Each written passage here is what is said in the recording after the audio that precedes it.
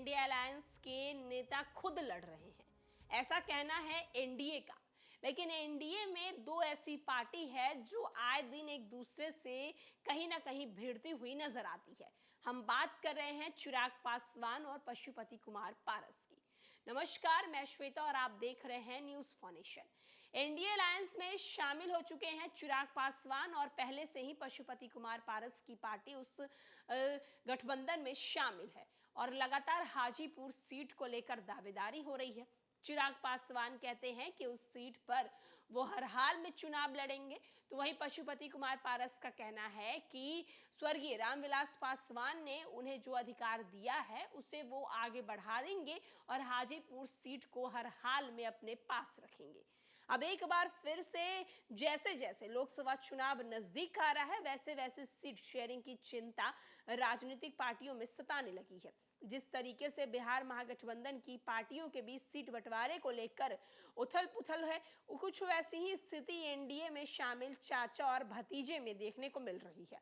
अब तक एनडीए में सीट बंटवारे पर कोई सहमति नहीं बनी है, जिसे लेकर एक तरफ जहां पशुपति कुमार पारस हाजीपुर की सीट पर दाव करते नजर आ रहे हैं, तो चिराग पासवान अपनी बात पर अड़े हुए हैं। राष्ट्रीय लोक जनशक्ति पार्टी के मुखिया पशुपति पारस एक बार फिर से हाजीपुर की सीट पर अपनी दावेदारी ठोकी है। कहा है हाजीपुर सीट मेरी है और मुझसे कोई नहीं छीन सकता है।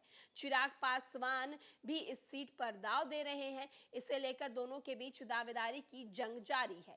हालांकि अभी तक सीट शेयरिंग की औपचारिकता बातचीत शुरू नहीं है, लेकिन बिहार में एनडीए में शामिल दल अपनी दावेदारी मजबूत करने में जुटे हुए हैं। चिराग पासवान सोमवार को पटना पहुंचे। इस दौरान कड़ाके की ठंड के बीच बिहार में राजनीतिक पारा चढ़ा नजर आया।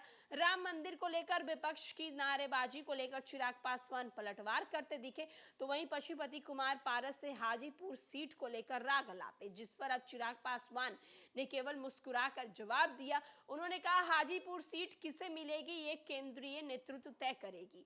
आने वाले दिनों में हाजीपुर सीट चिराग पासवान के पास जाती है या पशुपति कुमार पारस के पास रहती है, ये तो देखना होगा।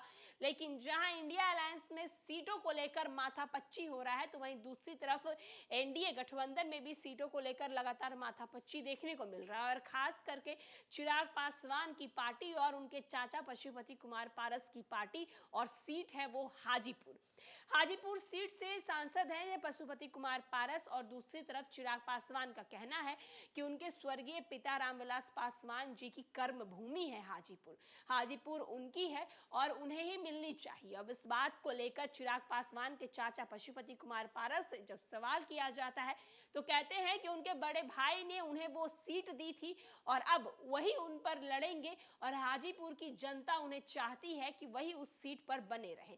2024 के लोकसभा चुनाव में देखना बेहद दिलचस्प होगा कि जहां चिराग पासवान अलग दावेदारी कर रहे हैं, वहीं दूसरी तरफ पशुपति कुमार पारस अलग दावेदारी कर रहे हैं। और केंद्रीय नेतृत्व की अगर बात करें, यानी कि एनडीए गठबंधन की बात करें, तो एनडीए गठबंधन हाजीपुर की सीट आखिर किसे देती है।